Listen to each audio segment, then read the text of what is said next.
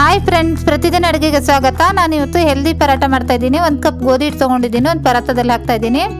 ಒಂದೆರಡು ಈರುಳ್ಳಿನ ನೈಸಾಗಿ ಕಟ್ ಮಾಡಿ ಹಾಕ್ತಾ ಇದ್ದೀನಿ. ಈರುಳ್ಳಿ ಸ್ವಲ್ಪ ನೈಸಾಗಿ ಕಟ್ ಮಾಡಿ ಹಾಕಬೇಕು. 1 ಕ್ಯಾರೆಟ್ ತುರಿ, ಒಂದು ಸ್ವಲ್ಪ ಕೊತ್ತಂಬರಿ ಸೊಪ್ಪು, 1 ಟೀ ಸ್ಪೂನ್ ಶುಂಠಿ, ಒಂದು 3 ರಿಂದ 4 ಹಸಿಮೆಣಸಿಗೆ ನೈಸಾಗಿ ಕಟ್ ಮಾಡಿರೋದನ್ನ ಹಾಕಿ, 1 2 ಟೇಬಲ್ ಸ್ಪೂನ್ ಹಾಲಿನ ಪೌಡ್ರ್ ಹಾಕಿ. ಹಾಲಿನ ಪೌಡ್ರ್ ಇಲ್ಲ ಅಂದರೆ ಸ್ಕಿಪ್ ಮಾಡ್ಬೋದು. ರುಚಿಗೆ ತಕ್ಕಷ್ಟು ಉಪ್ಪು, 1/4 ಟೀ ಸ್ಪೂನ್ ಅರಿಶಿನ, 1 2 ಟೇಬಲ್ ಸ್ಪೂನ್ ಅಷ್ಟು ಕುಕ್ಕಿಂಗ್ ಆಯಿಲ್ನ ಹಾಕಿ ಚೆನ್ನಾಗಿ ಮಿಕ್ಸ್ ಮಾಡ್ಕೊಳ್ಳಿ.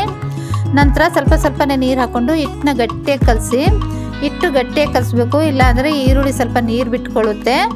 ನೋಡಿ, ಈ ಥರ ಗಟ್ಟಿಯಾಗಿ ಹಿಟ್ಟನ್ನ ಕಲಸಿ ಒಂದು ಮುಚ್ಚಿ ಒಂದು 10 ನಿಮಿಷ ಸೆಟ್ ಆಗೋಕೆ ಇಟ್ಬಿಡಿ. ಒಂದು 10 ನಿಮಿಷ ಆದ ನಂತರ ಮೀಡಿಯಮ್ ಸೈಜ್ ಬೋಲ್ ಮಾಡಿಕೊಂಡು ಈ ಥರ ಒಣ ಹಿಟ್ಟು ಹಾಕ್ಕೊಂಡು ಸ್ವಲ್ಪ ಲಟ್ಟಿಸ್ಕೊಳ್ಳಿ. ಈ ಥರ ತುಂಬಾ ಹೆಲ್ದಿಯಾಗಿರೋಂಥ ಪರಾಟ ಇದು. ಈ ಥರ ಲಟ್ಟಿಸ್ಕೊಂಡಿದ್ದೀನಿ. ಸ್ವಲ್ಪ ಕುಕ್ಕಿಂಗ್ ಆಯಿಲ್ನ ಹಚ್ಚಿ ಈ ಥರ ಚೌಕ ಆಕಾರದಲ್ಲಿ ಮಡಚಿ ಈ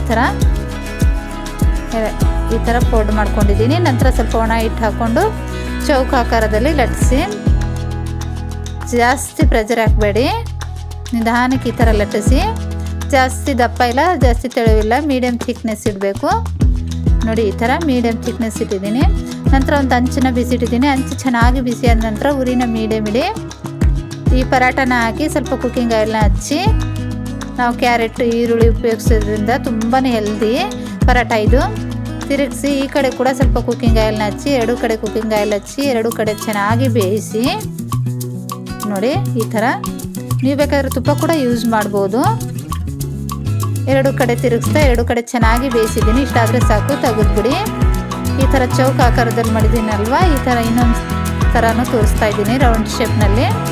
ಈ ಪರಾಟ ಮಾಡೋದು ತುಂಬಾ ಈಸಿ. ಈ ಥರ ರೌಂಡ್ ಶೇಪ್ನಲ್ಲಿ ನೀವು ಈ ಥರ ಬೇಕಾದರೂ ಲಟ್ಟಿಸ್ಕೋಬೋದು, ಆ ಥರ ಬೇಕಾದರೂ ಲಟ್ಟಿಸ್ಬೋದು. ನೋಡಿ, ಈ ಥರ ಕೊಬ್ಬರಿ ಚಟ್ನಿ, ಟೊಮೆಟೊ ಚಟ್ನಿ ಜೊತೆ ಸರ್ವ್ ಮಾಡ್ಬೋದು.